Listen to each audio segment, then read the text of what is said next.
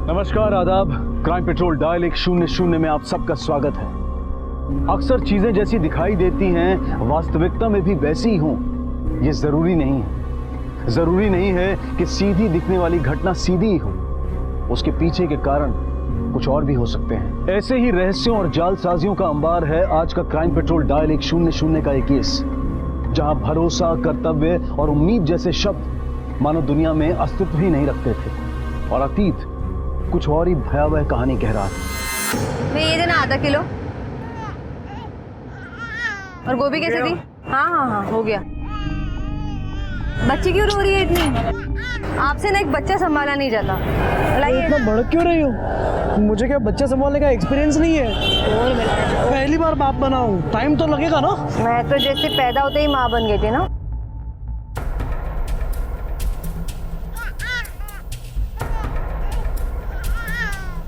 नहीं, ये लो पैसे दो।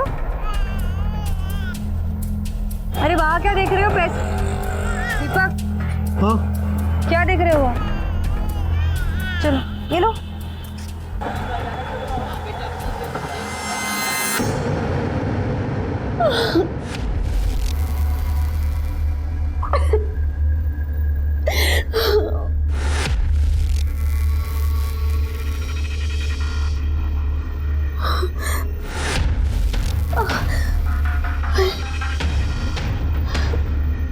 बहुत भूख लगी है ना तुझे?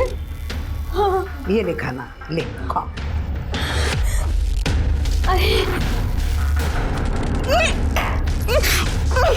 अरे क्या हुआ? अरे खाना खा।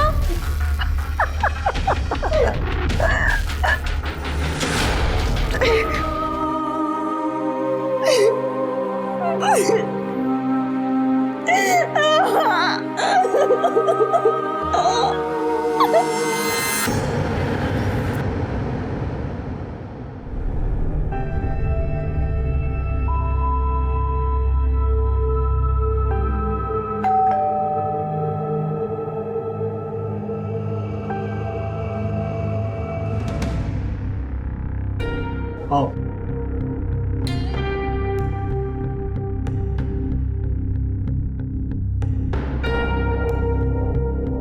आपने जितना पैसा मांगा मैंने दिया आपको। बस अब मेरा प्रोजेक्ट पास करवा दो आप। समझ लो आपका प्रोजेक्ट पास हो गया। अब आप जाके काम की तैयारी शुरू करो।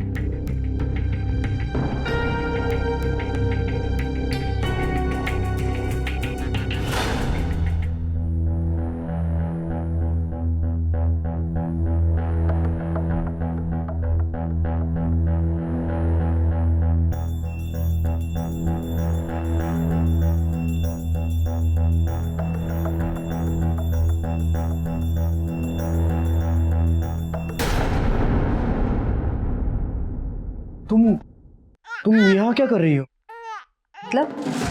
मतलब अभी तुम बाहर थी, अचानक से यहाँ? हाँ तो मुन्नी ने सुसु कर दी तो उसके कपड़े बदलने के लिए दूसरे कपड़े लेने आई हूँ। लेकिन तुम ऐसे बिहेव क्यों कर रहे हो? नहीं, बस यूं ही अचानक से तुम्हें देख लिया तो। देखो मुझे ऑफिस के लिए लेट हो रहा है। अब मैं निकल रहा हूँ, शाम को मिलते हैं।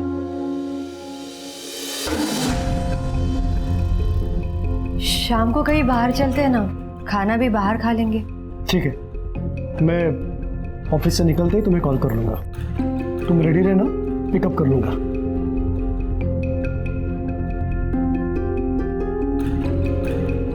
अरे आप गाड़ी नहीं लेकर जा रहे? ऑफिस कैसे जाएंगे? बहुत ट्रैफिक होता है, घंटों ट्रैफिक में खड़ा रहना पड़ता है, इसलिए मेट्रो से चला जाऊंगा। 10 मिनट में ऑफिस। ठीक है, शाम को मिलते। बाय।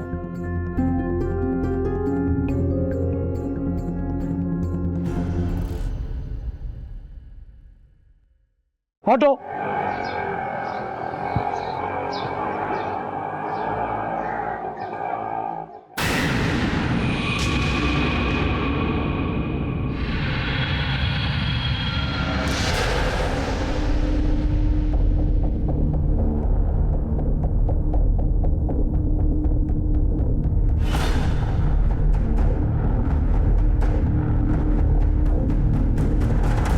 ऑटो।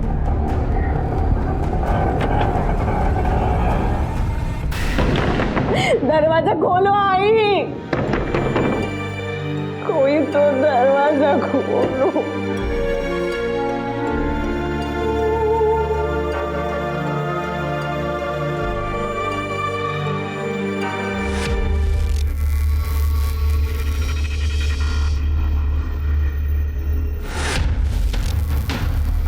ये तेरे लिए नहीं है, तेरा खाना ये है। ले, खा ले, खा। भूख लगी है ना तुझे? खा, ये चूहा खा। देख, मैं लेके गई ना तो वो भी नहीं मिलेगा तुझे।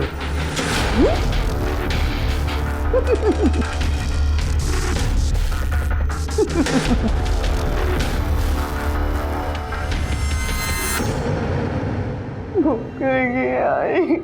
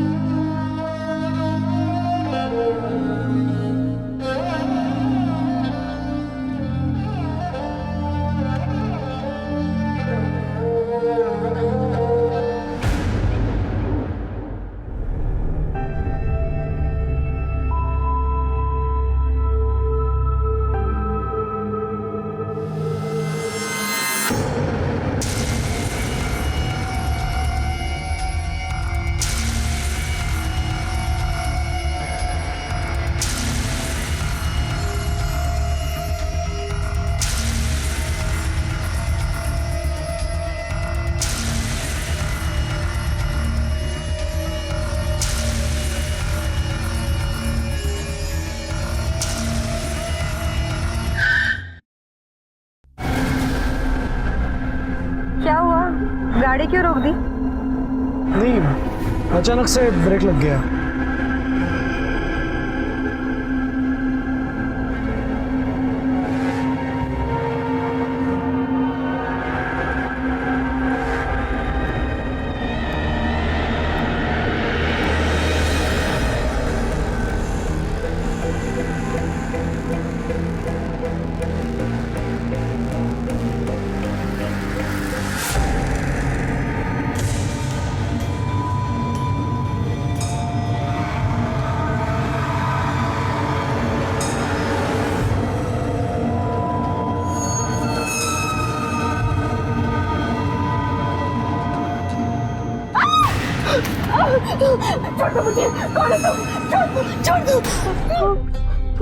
अब कहाँ चले गए थे? अब आपको पता है माची ने मेरे साथ बहुत। घबराओ मत, मैं हूं ना, तुम टेंशन मत लो, मैं सब कुछ ठीक कर दूंगा। चलो अंदर चलकर बात करें। नहीं, मुझे नहीं जाना, मुझे नहीं जाना। राखी, मैं हूं ना, चलो चलो।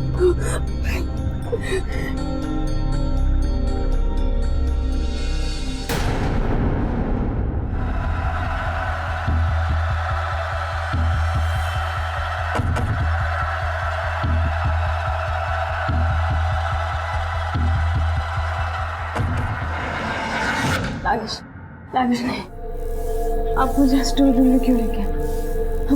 हम अपने बेडरूम में जाते हैं। हाँ आप चलेंगे चलेंगे, पर उससे पहले मुझे आई से बात करनी होगी, उनका गुस्सा शांत करना होगा ना, ताकि वो दोबारा तुम्हारे साथ ये सब नहीं करे। मैं आई को मनाने की कोशिश करूंगा, लेकिन तब तक तुम यहीं रुको स्टोर रूम में, ठीक है?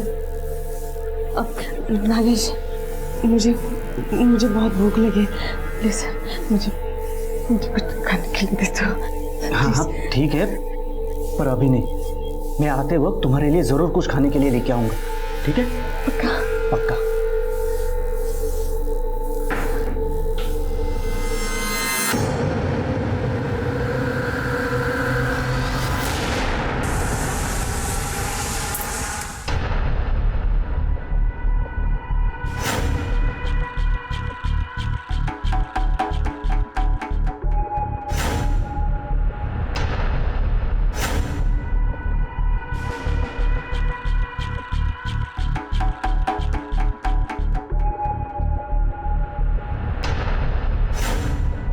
अरे मेरा बच्चा क्या कर रहा है? ओह, पापा को तो मूड ही नहीं ऑफिस जाने का। पूछो पापा से। क्या बात है, अब तक आप घर पर ही हैं? हाँ? क्या हुआ, क्या सोच रहे हैं? नहीं, कुछ नहीं। देखिए, अगर कोई परेशानी है तो बता दीजिए, बात करने से मन हल्का हो जाता है। बताइए। सुनंदा, सुनंदा, कुछ दिनों से मैं नोटिस कर रहा हूँ 2 लोग मेरा पीछा कर रहे हैं। घर के आसपास भी मैंने उन्हें देखा है। यहाँ पे सो जा बेटा। क्या कोई आपका पीछा कर रहा है? हाँ। ऐसे कैसे कोई आपको परेशान कर सकता है? तो कोई आपको परेशान कर रहा है इसलिए आप ऐसे घर में बैठे रहेंगे? हाँ, चलिए आप मेरे साथ, मुझे दिखाइए कौन है वो। चलिए माँ जी, आप जरा मुन्नी का ध्यान रखना, मैं आती हूँ। चलिए चलिए चलिए, देखते कौन देख रहा है। कहाँ से देख रहा था? हाँ, आइए आइए देखते। अरे आइए, कहाँ पे है बताइए, कौन है, कहाँ है? क्या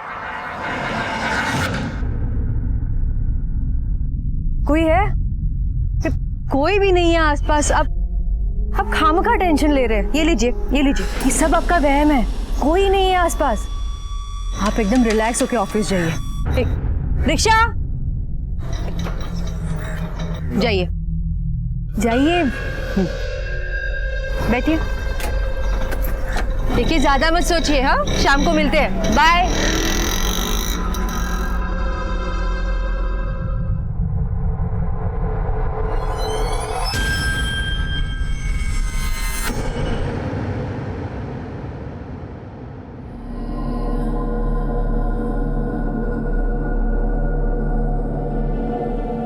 अरे राखी, उठो। ये क्या? आई से छुप कर तुम्हारे लिए खाना लाया हूँ। कैसी हालत हो गई है हमारे फैमिली की, लेकिन ये सब ना तुम्हारे बाबा की वजह से हुई है। अगर वो पैसे दे देते ना तो ये सब नहीं होता। अब पहले मुझे खाना दे दो, मुझे बहुत भूख लगी है। हाँ,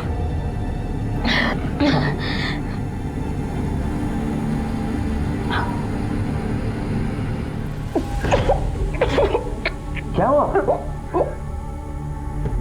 इसमें तो सिर्फ मिर्च है। अरे कैसे बात कर रही हो? इसमें मसाला भी है ना, लाल लाल तीखा टेस्टी। अरे खाओ ना, खाओ खाओ। नहीं, मैं सिर्फ रोटी खा लेती हूँ। सिर्फ रोटी नहीं मिलेगी, ये मिर्च वाली सब्जी भी खानी होगी तुझे। अरे मैं अपने हाथों से खिलाता हूँ ना तुम्हें। रुक रुक, हाँ? एक लड़की जिसे बंधक बनाकर प्रताड़ित किया जा रहा है, जुल्म सह रही है। दूसरी तरफ एक रहस्य ये था कि दीपक का पीछा करने वाले वो लोग कौन थे और ऐसा करने के पीछे उनका मकसद क्या था। क्या ये किसी तूफान के आने की कोई आहट थी? क्या दीपक, सुनंदा और राखी का आपस में कोई वास्ता था? और अगर हाँ, तो ये दोनों कहानियां किस तरह से एक दूसरे से जुड़ी हो सकती थी?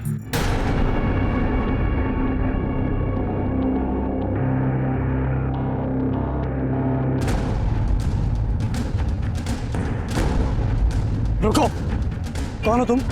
क्यों मेरा पीछा कर रहे हो? किसने भेजा है तुम्हें? पैसा हड़पने की कोशिश कर रहे हो? इनकम टैक्स वालों ने भेजा है तुम्हें? नहीं, मुझे कुछ नहीं चाहिए तुमसे। कुछ नहीं चाहिए तो मेरा जीना क्यों हराम कर रखा है तुमने? अपने बाप के उम्र के आदमी पे हाथ उठा रहा है। शर्म नहीं तुझे? शर्म तो तुम्हें आनी चाहिए। मेरा पीछा करते हो तुम्हें शर्म आनी चाहिए। क्यों मेरा पीछा कर रहे हो? क्यों मुझे परेशान कर रहे हो? क्या चाहिए तुम्हें मुझसे? बोलो वरना यही। तू क्या मेरा मुंह तोड़ेगा? तेरे अपने बुरे दिन चल रहे हैं। बाप की उम्र क्या है वो? ज्यादा ज्ञान मत बांट, चल अपना काम कर। साला हमें क्या इसकी तरह मजबूर समझ के रखा है? क्या करेगा तू? क्या करेगा तू? अरे छोड़ो छोड़ो, साहब को क्यों मार रहे हो?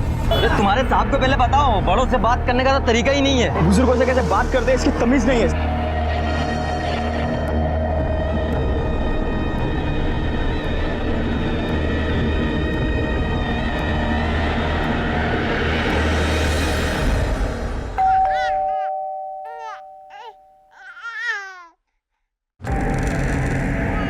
जी क्या हुआ बेटा? तेरे कपड़े कैसे फट गए? ये क्या हो गया? ये कैसे लग गया? ऐसे ही एक आदमी से पेटी में हो गई। उसने मुझे मारा तो मैंने भी उसे मारा। मतलब अब तुम मवाली लोगों के साथ मवाली बनोगे, सड़क पे मारपीट करोगे? अगर वो मुझ पर हाथ उठाए तो मैं भी उस पर हाथ उठाऊंगा, चाहे कुछ भी हो। देखिए अब दीपक,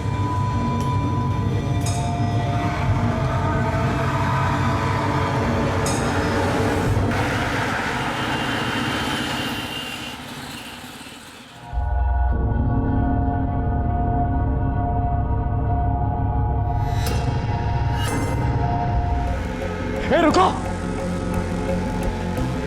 क्यों मेरा पीछा कर रही हो? तुम्हारे पार्टनर को उतना सबक सिखाया फिर भी तुम्हें समझ में नहीं आ रहा है, या तुम्हें अलग से समझाना पड़ेगा? मेरी नहीं अपनी परवाह करो। तुम जिस औरत के साथ रह रहे हो वो एक नंबर की कमीनी औरत है। एक ना एक दिन वो तुम्हें बर्बाद करके छोड़ेगी। और याद रखना, आइंदा से मेरे आसपास भी मत दिखना। चलो निकलो यहाँ से, निकलो।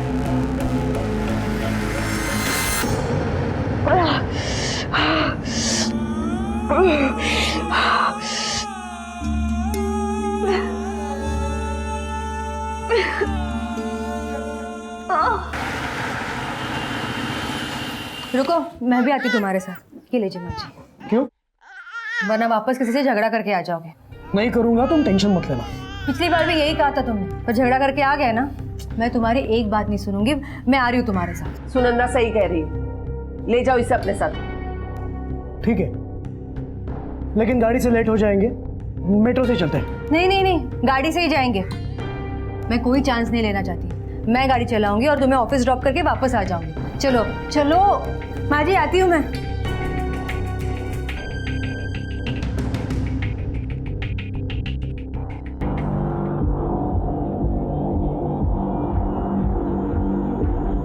लता, क्या सोच रही हो?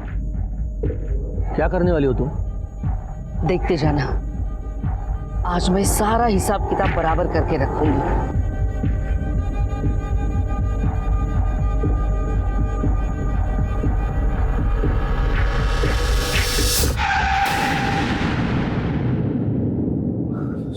सुनंदा, तुमने ये क्या किया?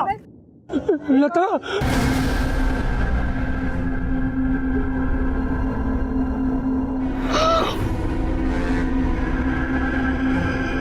तो वही औरत है जो मेरा पीछा कर रही थी।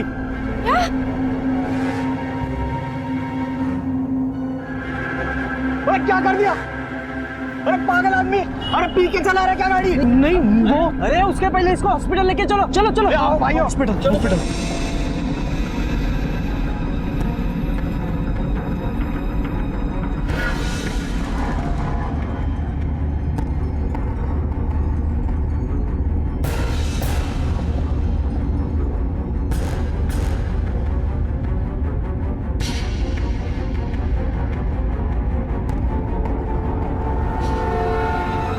आप लोग जरा प्लीज वेट कीजिए।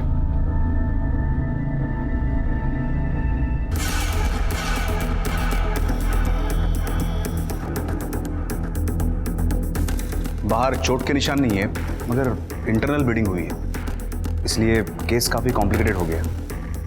इसलिए फिलहाल कुछ कहा नहीं जा सकता सर। ठीक है डॉक्टर। आप दोनों में से गाड़ी कौन चला रहा था? मैं चला रहा था, लेकिन इसमें मेरी कोई गलती नहीं है। वो औरत ही गाड़ी के सामने अचानक से आ गई। आप उसे पहचानते हैं?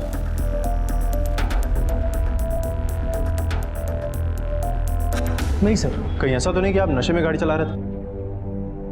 नहीं सर, वैसे तो मैं ओकेजनली लेता हूँ, लेकिन दिन के वक्त बिल्कुल नहीं। देखिए, आपके कहने से तो हम मान नहीं जाएंगे। आपको ब्लड टेस्ट करवाना पड़ेगा। तावड़े सर, इनको ब्लड टेस्ट के लिए लेकर जाओ। आनी मैडम। Yes sir. इनसे इनकी सारी डिटेल्स लो। ब्लड और डिटेल्स देने के बाद आप लोग घर तो जा सकते हैं, लेकिन जब तक ये केस सॉल्व नहीं हो जाता तब तक आप लोग इस शहर से बाहर नहीं जा सकते। जाइए।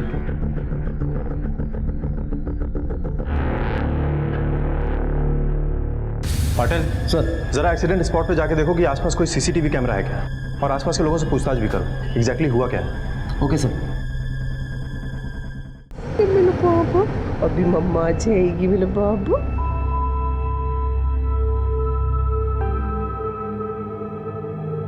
कहाँ रह गए थे तुम दोनों? कब से फोन लगा रही थी, लेकिन फोन भी नहीं उठा रहे थे। मेरा फोन साइलेंट पे था, इसलिए पता नहीं चला। और मेरे कार से एक बूढ़ी औरत का एक्सीडेंट हुआ, तो उसे हॉस्पिटल में लेके गए, वहीं पे टाइम लगा। सब कुछ ठीक है ना? उसे कुछ हुआ तो नहीं ना? नहीं नहीं, टेंशन लेने की जरूरत नहीं है माँ, वो ठीक है। मैं फ्रेश होके आता हूँ। मैं मुन्नी को दूध पिला के आती हूँ।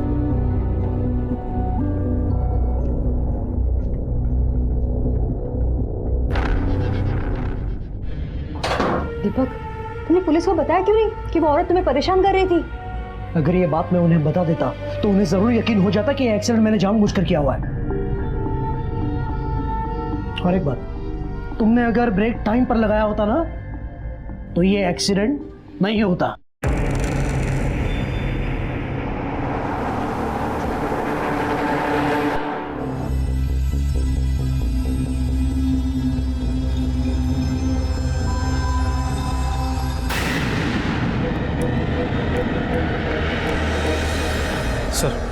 सर, जिस बूढ़ी औरत का एक्सीडेंट हुआ था उसकी मौत हो चुकी है सर। और आसपास के जितने भी पुलिस स्टेशन हैं सब जगह पता करो कि इस हुलिया और उम्र से मिलती कोई मिसिंग कंप्लेंट दर्ज है क्या। अगर कोई पहचान करता है तो उसको बॉडी हैंड ओवर करो। ठीक है सर। और सर, जिस आदमी की गाड़ी से ये एक्सीडेंट हुआ था मैंने उसके बारे में पता किया है। उसका नाम दीपक बोरकर है और पता चला है कि वो एक करप्ट म्यूनसिपैलिटी ऑफिसर है। लेकिन सर मुझे नहीं लगता कि ये सिर्फ एक एक्सीडेंट का केस है। कोई एविडेंस हाथ लगा है क्या तुम्हारे? सर फिलहाल तो कोई एविडेंस नहीं है क्योंकि जहाँ पर एक्सीडेंट हुआ उस स्पॉट पर कोई सीसीटीवी कैमरा नहीं है और सर कोई चश्मदीद गवाह भी नहीं है हमारे पास। फिर तुम्हें क्यों लगता है कि एक्सीडेंट नहीं है? क्योंकि सर जितने कॉन्फिडेंस से उसने एक्सीडेंट वाली बात कही थी उतने ही लो कॉन्फिडेंस से उसने ये बात कही कि वो उस बूढ़ी औरत को नहीं जानता। और सर बातों ही बातों में उसने अपनी बीवी को लुक दिया था। उसके बाद वो काफ़ी घबराया हुआ था सर मुझे लगता है कि वो हमसे झूठ बोल रहा है, कुछ ना कुछ छुपा रहा है हमसे। तो तुम्हारे कहने का मतलब है कि वो उस बूढ़ी औरत को पहले से जानता था और ये एक्सीडेंट नहीं था बल्कि एक मर्डर था।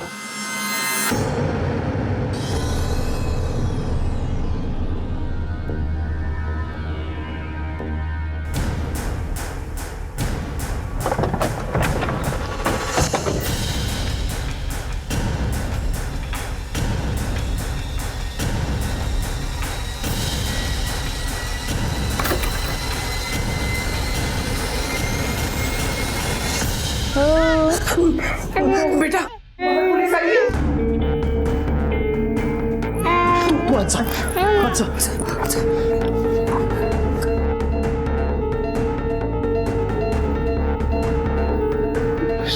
सर आप यहाँ क्या हुआ? एक खबर देनी थी आपको। आपकी गाड़ी से जिस औरत का एक्सीडेंट हुआ था उसकी मौत हो चुकी है।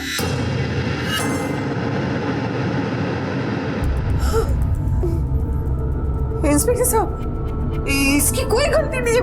इसने कुछ नहीं किया। इसने जानबूझकर उसे नहीं मारा। देखिए आप शांत हो जाइए। अगर कुछ हुआ है तो इंक्वायरी तो करनी पड़ेगी ना। सबसे पहले तो हमारे लिए उस औरत की पहचान होना जरूरी है। आप वाकई नहीं जानते थे उसको?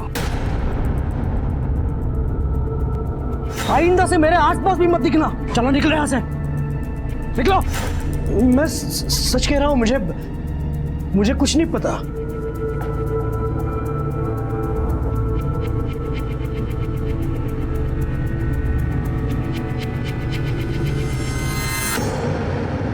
और सर तुम्हारा शक सही निकला। ये कुछ ना कुछ तो छुपा रहा है। सर इसका अल्कोहल टेस्ट तो निगेटिव निकला है लेकिन मुझे अब भी ऐसा लगता है कि ये एक्सीडेंट नहीं था। पाटिल सर, उस बुजुर्ग औरत की फोटो लेके इस सारे एरिया में पूछताछ करो। देखो कोई उसे पहचानता है क्या, क्योंकि इस वक्त हमारी पहली प्रायोरिटी उसकी पहचान होना है। और पवार सर, दीपक के ऑफिस के आसपास जितने भी रेस्टोरेंट्स और चाय की टपरियां हैं जरा वहां पूछताछ करो, क्योंकि अगर ये अंडर द टेबल रिश्वत लेता है तो जरूर वहां के किसी रेस्टोरेंट या टपरी का सहारा लेता होगा। पता करो कि वहां किसी ने उस औरत को देखा है क्या। ठीक है सर।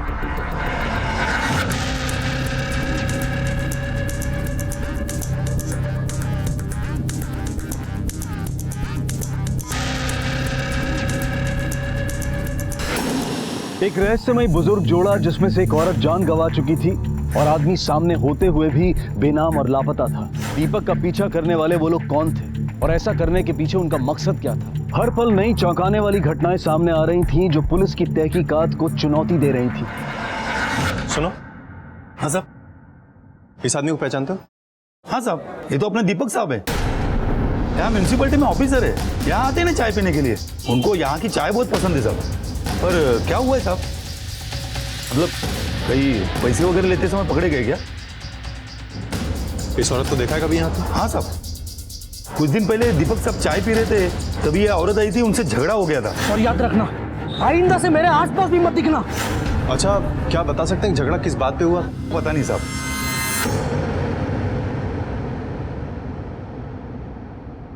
सर आप तो कह रहे थे ना कि रूटीन इंक्वायरी है, तो यहाँ क्यों? क्या हुआ भाई, बहुत घबराए हुए लग रहे हो। आपको पता चल गया क्या कि आपका झूठ पकड़ा गया? झूठ? कैसा झूठ?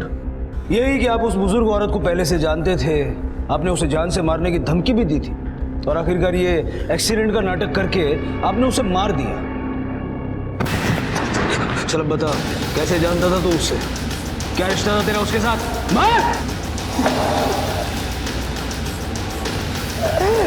सर मैं नहीं जानता कुछ, बल्कि वो औरत ही मेरा पीछा कर रही थी।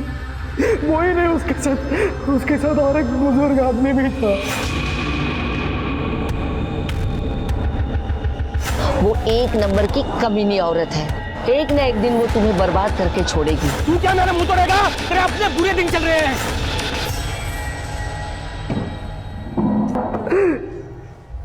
कौन है वो आदमी? सर मैं नहीं जानता, मैंने उन दोनों को पहले कभी नहीं देखा। और एक्सीडेंट मैं कैसे कर सकता हूँ? गाड़ी तो मेरी बीवी। तो फिर हमसे झूठ क्यों बोला? हाँ? वो बीवी को बचाने के लिए मैंने झूठ बोला। मैं उन दोनों के बारे में नहीं जानती सर। दीपक ने मुझे कुछ कभी बताया ही नहीं। अगर उस औरत से तुम्हारा कोई वास्ता नहीं है तो फिर वो ये क्यों कह रही थी कि तुम इसे बर्बाद कर दोगी? मैं नहीं जानती सर, वो औरत ऐसा क्यों कह रही थी। हम दोनों एक दूसरे के साथ बहुत खुश हैं सर। मैंने दीपक को कभी दुखी नहीं किया। आप चाहिए तो दीपक को पूछ सकते हैं सर, पूछिए। जब एक्सीडेंट हुआ तब गाड़ी तुम चला रही थी?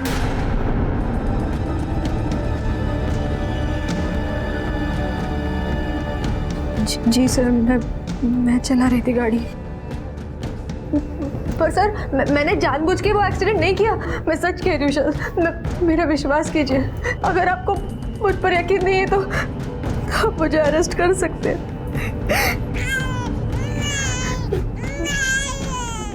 मेरे बच्चे को भूख लगी।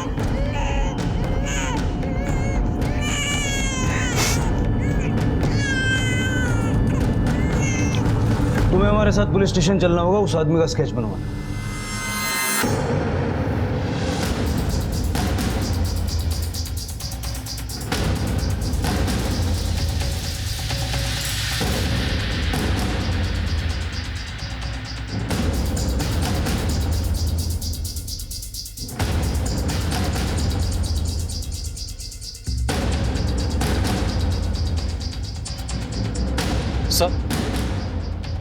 सर दीपक ने जिस बुजुर्ग आदमी का हुलिया बताया था उसे ये स्केच बनाया सर। अब दीपक कितना सच बोल रहा है और कितना नहीं, वो तो तभी पता चलेगा जब हमें ये मिल जाएगा। दीपक ने जहां जहां इसको देखा था वहां पूछताछ करो, देखो इसके बारे में कोई क्लू मिलता है तो। ठीक है सर। पुलिस ने दीपक के खिलाफ रोड एक्सीडेंट का केस दर्ज किया, पर क्योंकि दीपक का अल्कोहल टेस्ट नेगेटिव आया था और एक्सीडेंट का कोई चश्मदीद गवाह भी सामने नहीं था, इसलिए दीपक को अपने वकील के जरिए फौरन जमानत भी मिल गई।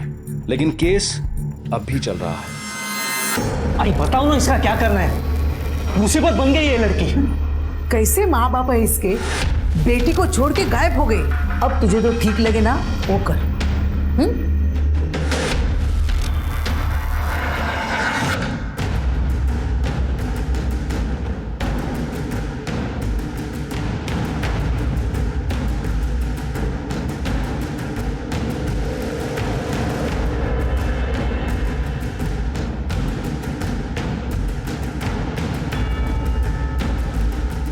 पंडित जी,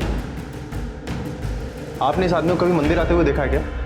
इसे तो मैंने कई बार मंदिर में देखा है। वह भगवान की मूर्ति के सामने बैठकर एक ही बात रटता रहता है कि भगवान मुझे उसे बर्बाद करने की शक्ति दे। मैंने पूछा भी एक बार इससे कि तू क्या बोलता रहता है, और उसने कोई जवाब नहीं। एक काम कीजिए, ये आदमी जैसे ही यहाँ पर आता है आप मुझे तुरंत इस नंबर पर कॉल कीजिएगा। ये रहा मेरा विजिटिंग कार्ड। जी चलो।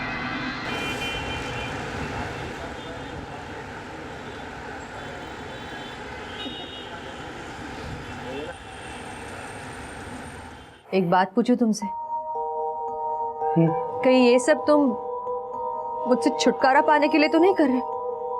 ये तुम क्या बकवास कर रही हो? बकवास नहीं कर रही, सिर्फ पूछ रही हूँ।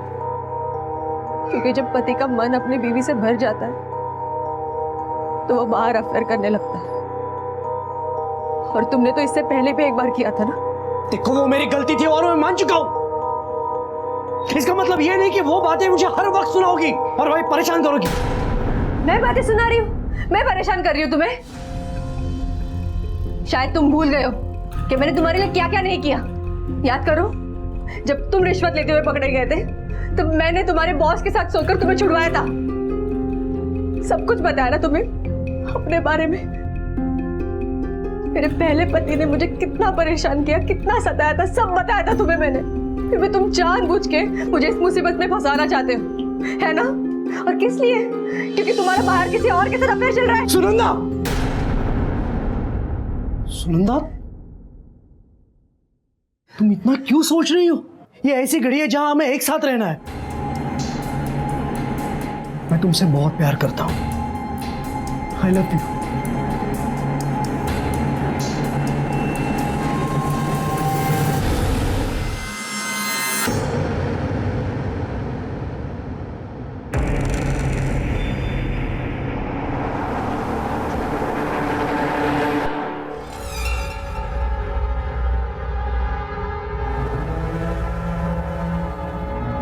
अब हम तुम्हारा बोझ नहीं उठा सकते। अब तू हमारे कुछ काम की नहीं रही। तेरा बाप खुद गायब हो गया तो पैसा कौन देगा? हाँ, इसलिए हमने तय किया है कि हम तुझे मुक्ति दे देंगे, हमेशा हमेशा के लिए।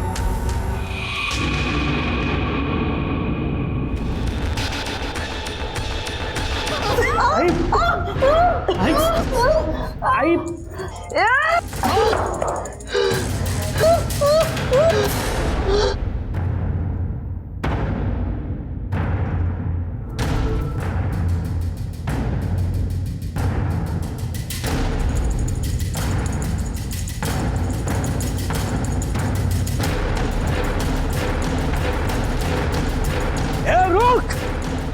तेरी माँ को मारा, तुझे जिंदा नहीं छोड़ूंगा मैं।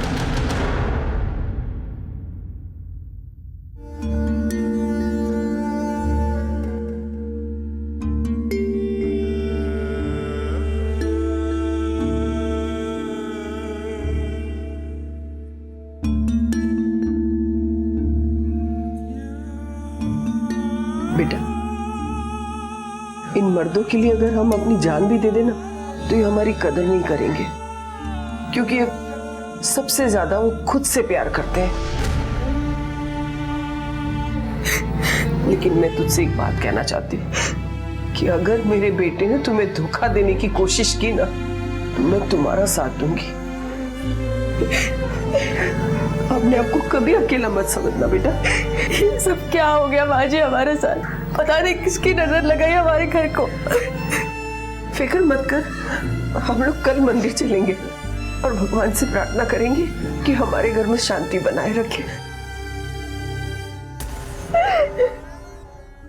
सर, दीपक ने जिस बूढ़े आदमी का स्क्रिप्ट बनवाया था उसके बारे में अभी कुछ पता नहीं चला है सर। वो इसके सामने सारे थाने में सर्कुलेट भी करवाई, लेकिन कहीं से कोई लीड नहीं मिली सर। और इस बूढ़े कपल का दीपक और उसके परिवार के साथ कोई ना कोई कनेक्शन तो जरूर है, और दीपक का परिवार जानबूझ के हमसे सच्चाई छुपा रहा है। सुरेखा ताई, सुरेखा ताई घर में है क्या? सुरेखा ताई, कोई है घर में?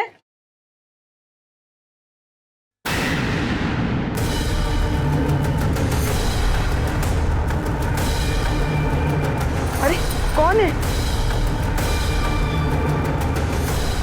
कौन हो?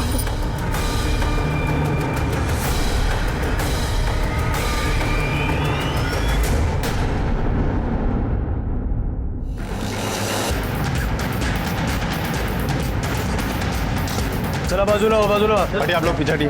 ठीक है,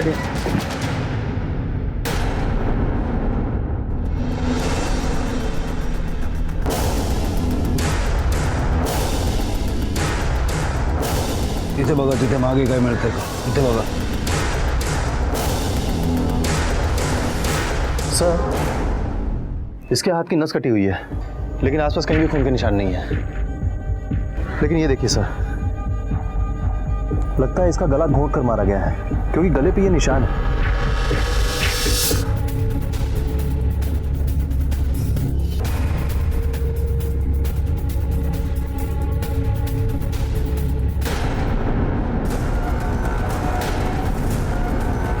कौन है ये?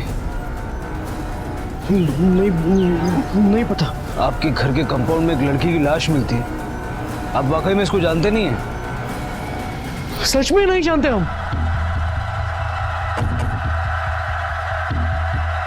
और बॉडी को पोस्टमार्टम के लिए भेजो। ठीक है सर।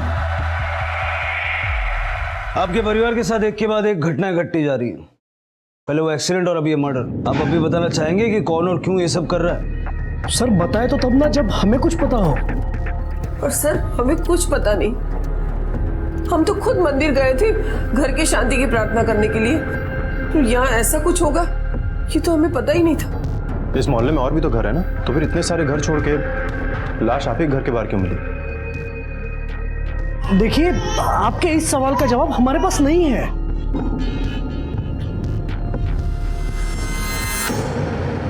दीपक और सुनंदा अपनी खुशहाल जिंदगी में अचानक आए इस भूकंप से उभर भी नहीं पाए थे कि एक और हादसा हुआ। मुंबई में रहने वाले दीपक और सुनंदा के घर के बाहर राखी की लाश मिली, जो पूना में रहती थी। आखिर राखी को किसने और क्यों मारा, या फिर उसने खुदकुशी की थी? एक सवाल यह भी था कि राखी की लाश दीपक के घर कैसे पहुंची, या फिर जानबूझकर वहां पर रखी गई थी।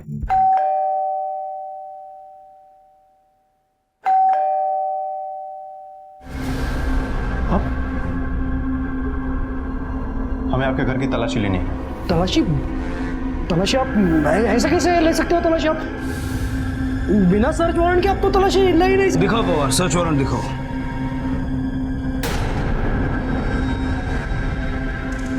देख लिया?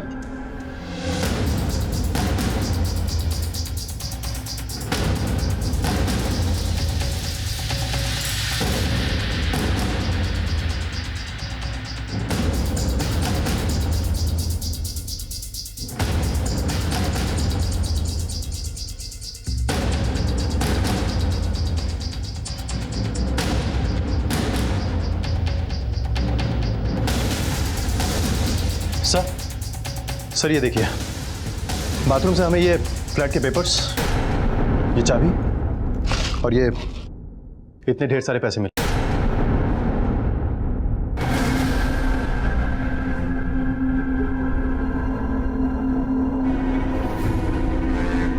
इस फ्लैट के बारे में आप लोगों को जानकारी थी?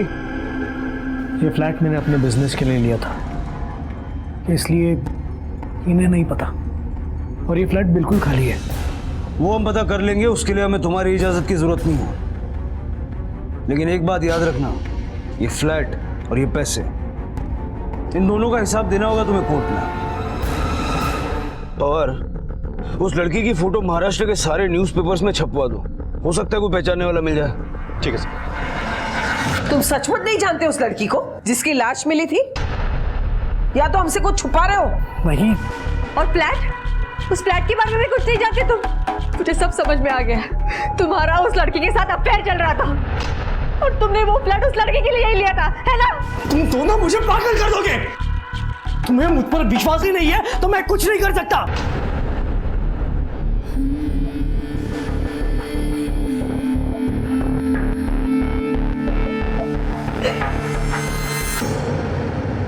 सर, न्यूज़पेपर में देखकर पुणे के कुछ लोगों ने उस लड़की की शिनाख्त कर ली है। उसका नाम राखी था और वो सोमवार पेट की रहने वाली थी।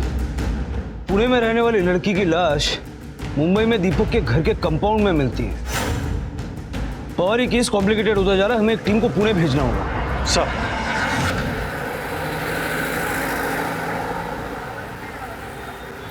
कैसे दिया भैया?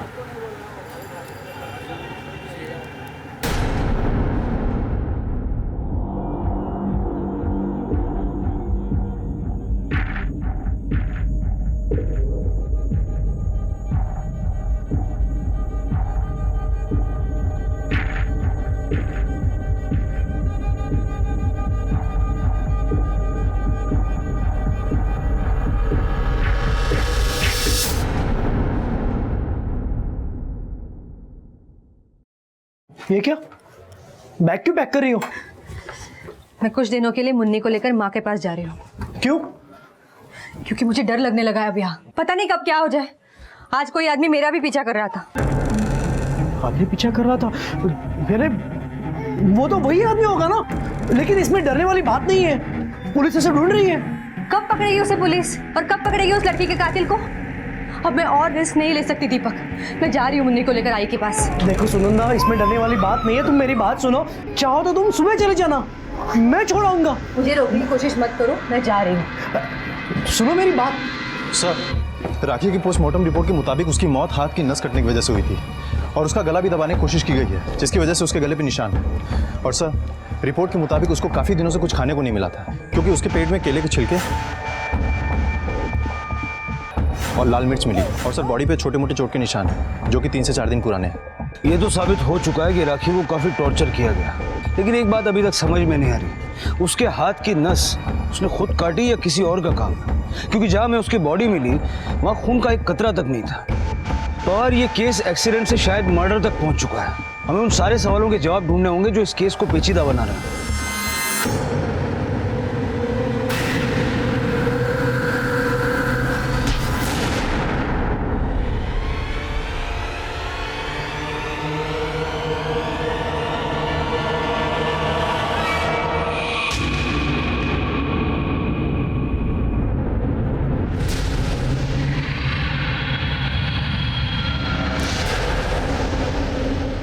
पुलिस की जांच का दायरा मुंबई से पुणे जा पहुंचा था, लेकिन इस दायरे में सवाल बढ़ते जा रहे थे। कौन थे वो दोनों बुजुर्ग जो पहले दीपक और फिर सुनंदा का पीछा कर रहे थे और क्यों?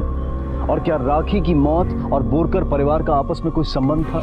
और ये लड़की कौन थी जिसकी लाश को कोई रात के अंधेरे में जला रहा था? और पुलिस को उन सारे रहस्यों का पर्दाफाश करना था जिसके लिए वो पूरी कोशिश कर रहे थे। लेकिन इन सारे सवालों के जवाब हमें मिलेंगे इस केस के दूसरे और आखिरी भाग में। और जवाब इस कदर हैरान कर देने वाले होंगे कि मानो पैरों तले जमीन खिसक जाए।